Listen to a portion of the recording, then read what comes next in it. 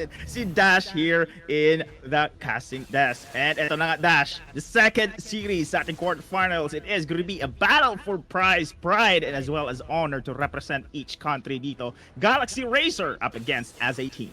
We will get the piece of the pie of the 20k prize pool of our tournament. And yun na nga, Galaxy Racer, a beloved team rin dito sa PH, and also kalaban nila as a team, and also a beloved team of Indonesia. But now, let's go to the picks and bans. First pick would be a Camille.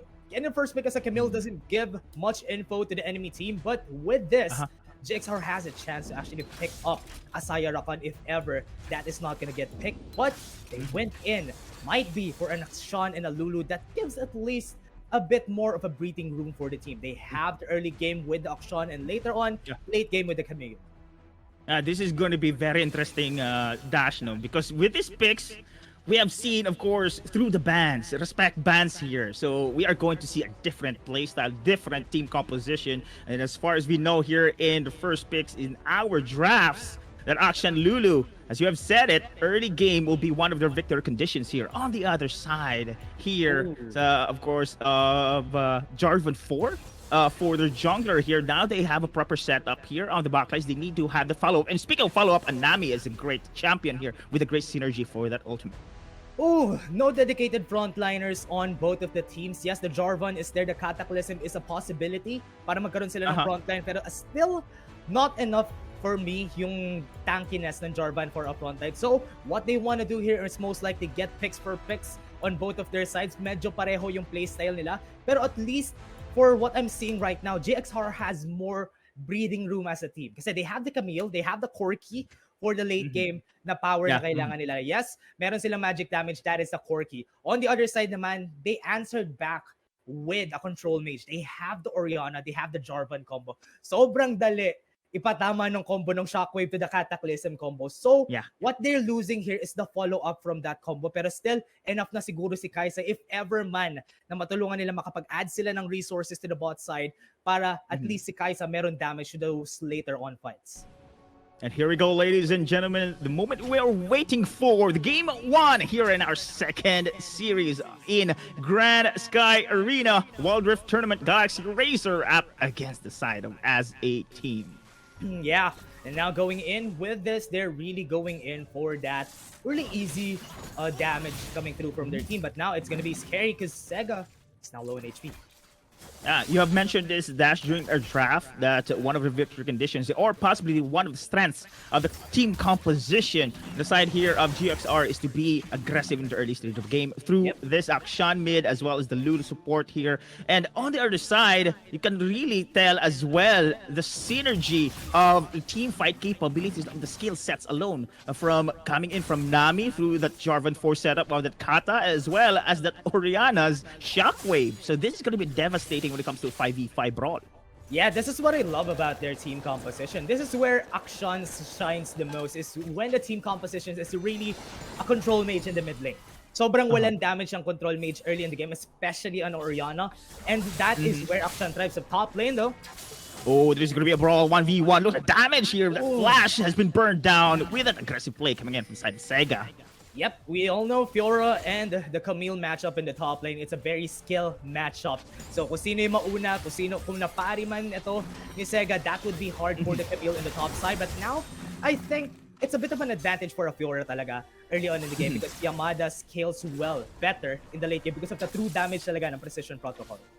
That's true. So especially right now that the summoner spell has already been used coming in from the side of Yamada, he needs to be very careful here. However, of course, meron namang siyang hook shot just in case to go back away. But meanwhile, of course, we have to look out for this Akshan, especially when this lane is going to be somehow in favor for the side of JC. It's going to be difficult here for that Orianna to come back in this game. But meanwhile, here the top lane is what you want, a dive play. 2 versus 1 situation. Here's Sega trying to hold his ground. Oh, the 2 play with a flash. However, Yamada here, it's going to be a trade. That is going to be 3 champions there dedicating themselves just for a kill against Sega. However, on the bot, oh, what a great Aqua Prison onto a Catherine Rain burst on the back lines. Not enough damage though, but man, oh man, I think that is a win for Sega, man.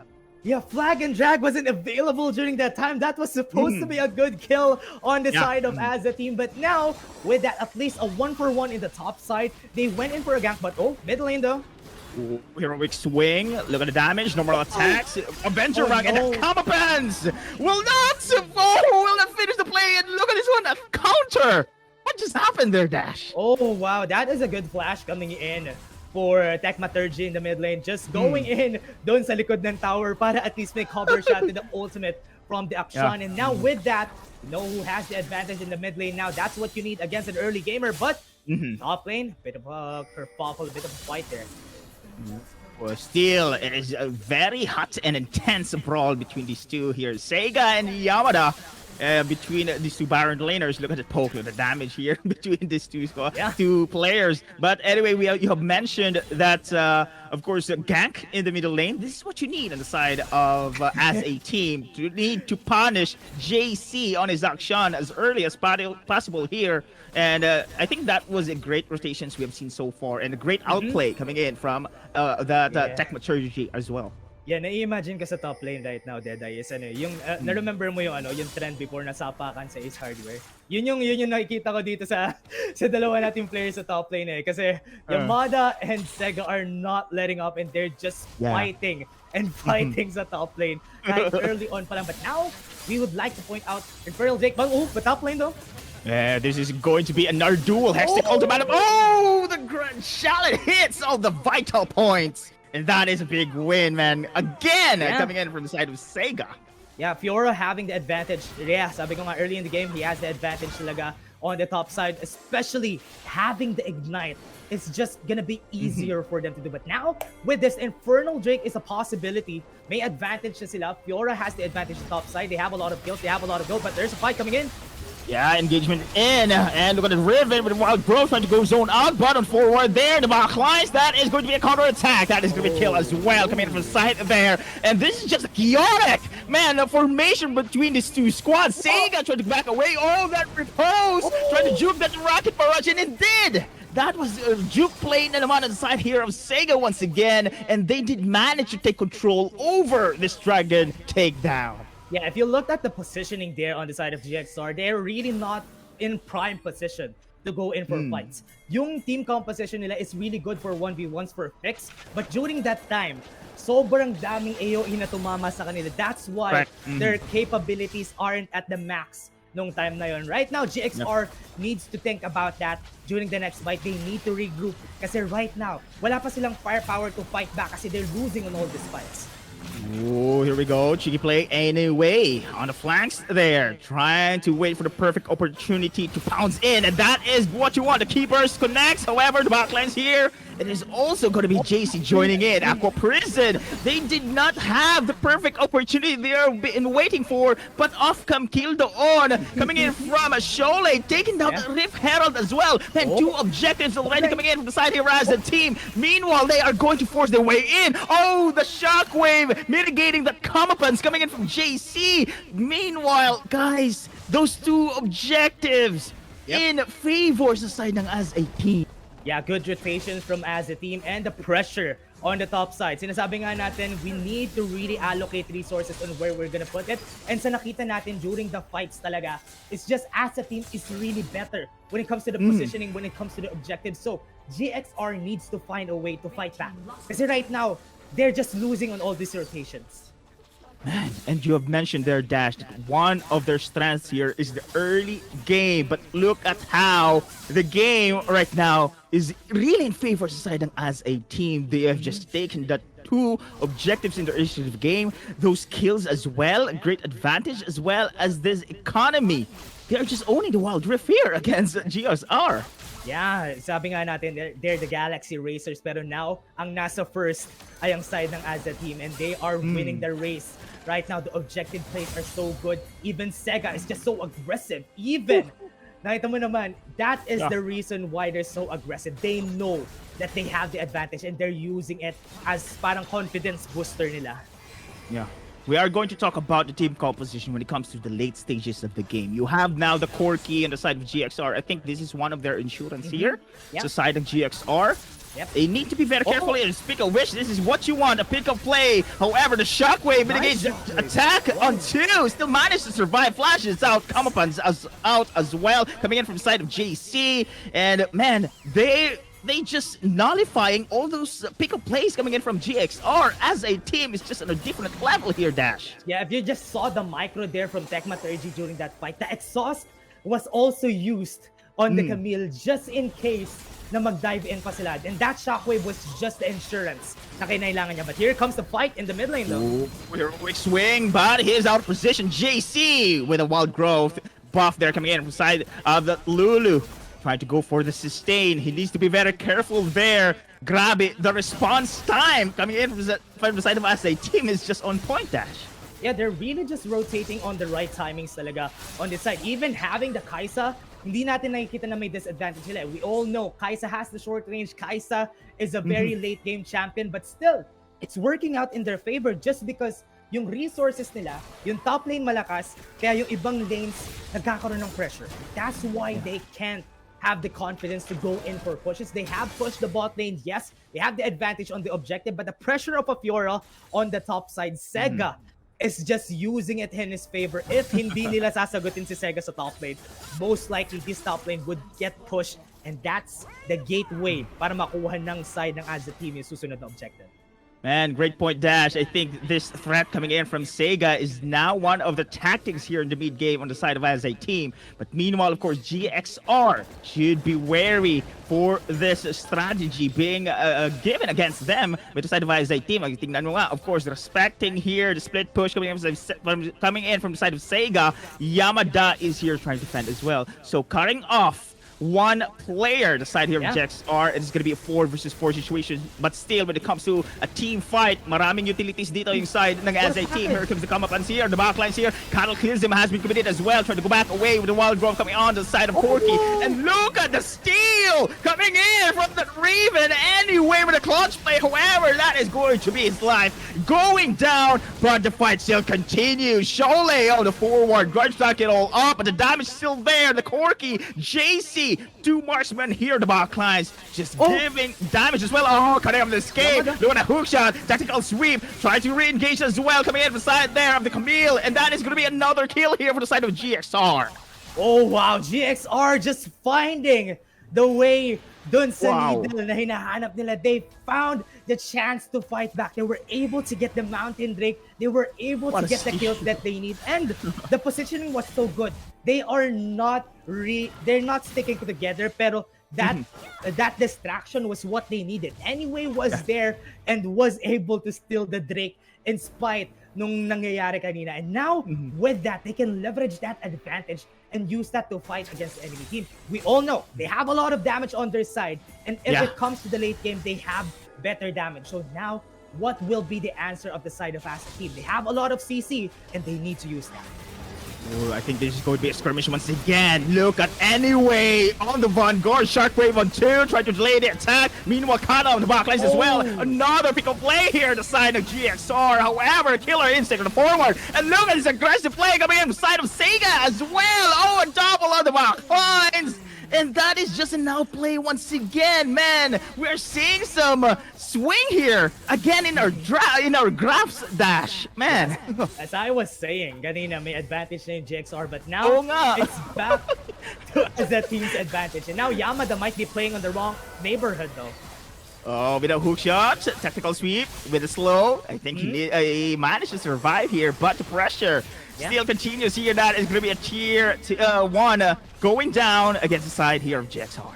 Yeah, now it's just advantage for advantage on the side of Azza team, and they are playing as a team, and they are really using those advantages because we know that they have a lot of CC on their side. They have the Orianna, they have the Cataclysm, Flag and Drag nga kasama pa rin yan, and the Nami also to help out.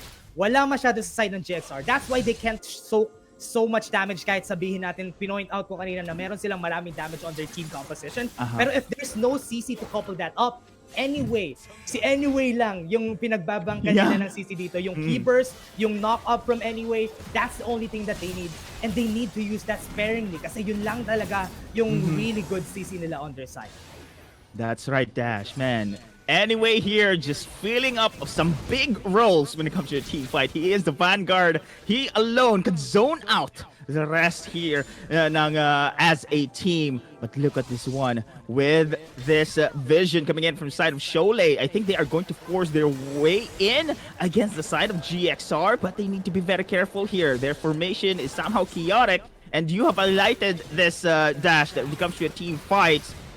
Big advantage, of course, with the CCs coming in from the side of as a team, gonna punish here the GXR. So man, oh man, we are now nearing the mid to end game, and as we know, Scythe on Kaisa is just building up.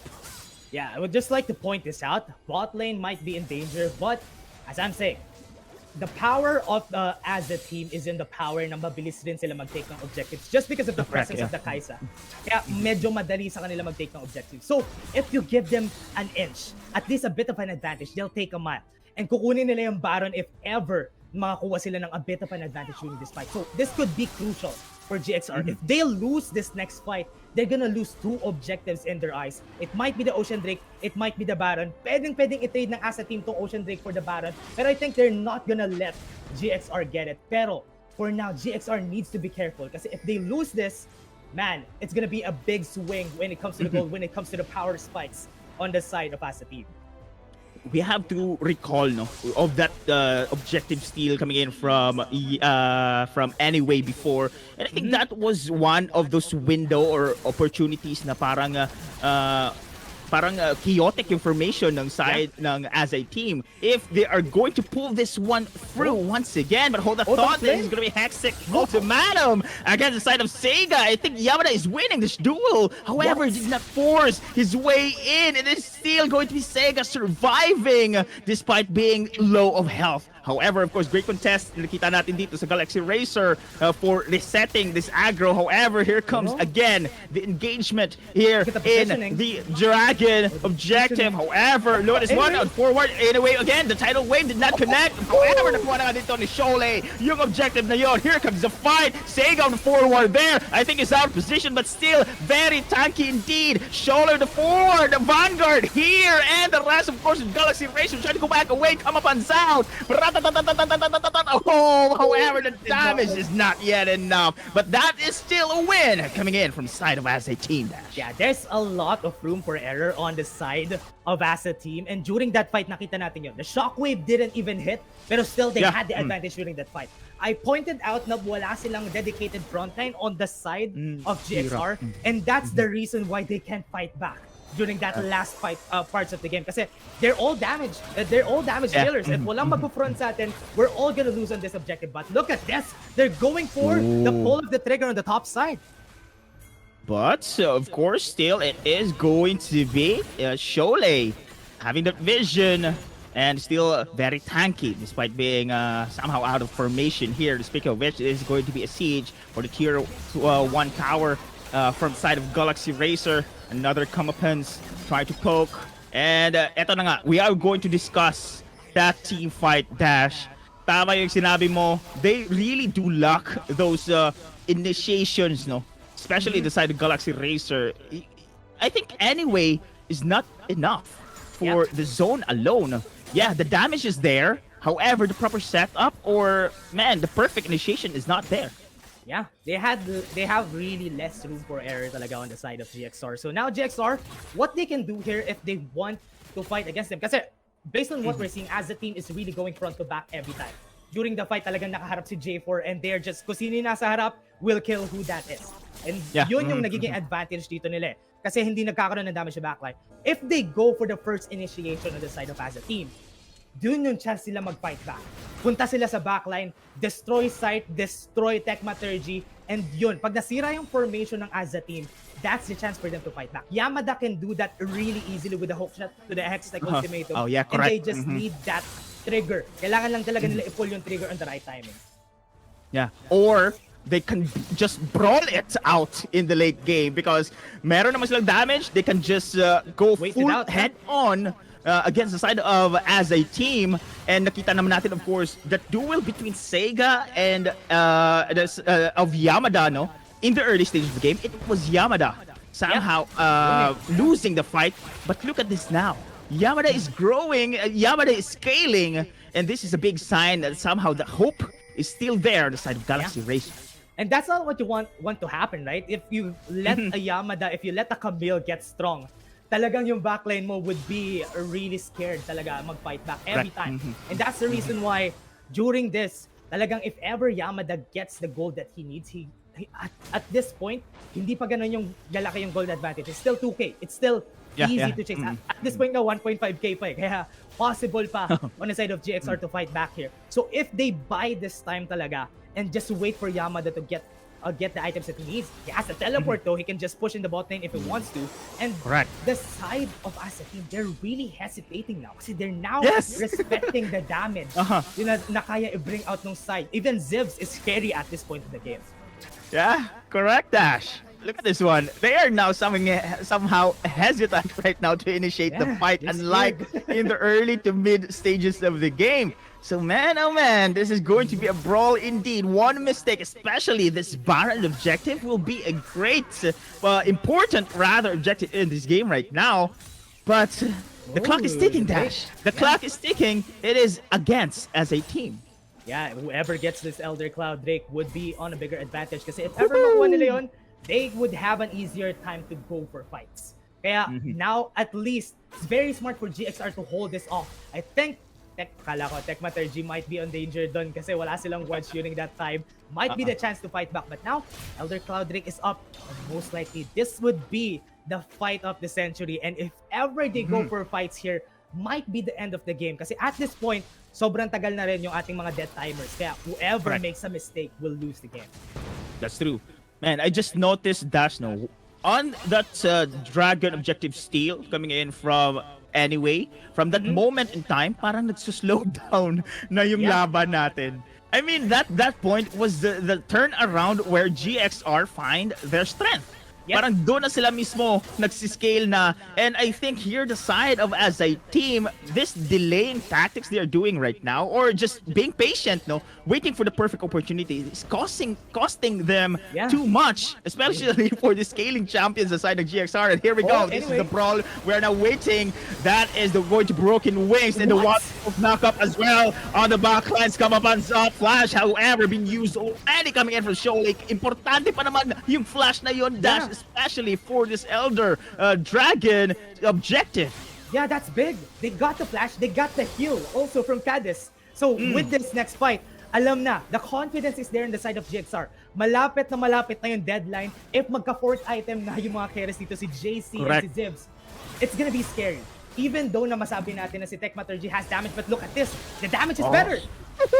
Oh man, the shockwave juke once again. However, that is going to be a brawl. Doon si Senka against Yamada. Yamada is out. Great opportunity right now for the side of as a team. 5 versus 4 here in the Wild Rift. Now the side of as a team tried to aggro this Elder Dragon. But the question is, GXR, will they force their way through? They're in a position here. Oh, the Kana is out. Flash is out. Those Lula's Mahaklais here to now come with the Wild Rope. However, the sustain is not yet enough. It is going to be as a team just dominating this skirmish here, and the Guardian Rainman just burns the health against the side of GXR, and man oh man, Ace, it is for the side of as a team, man, Dash. Oh, that was a really bad first kill on the side of as a team. As a team was able to get the kill on Yamada, and that just triggered everything on the side of as a team. Now, 20 seconds on the clock, they can end this game, man.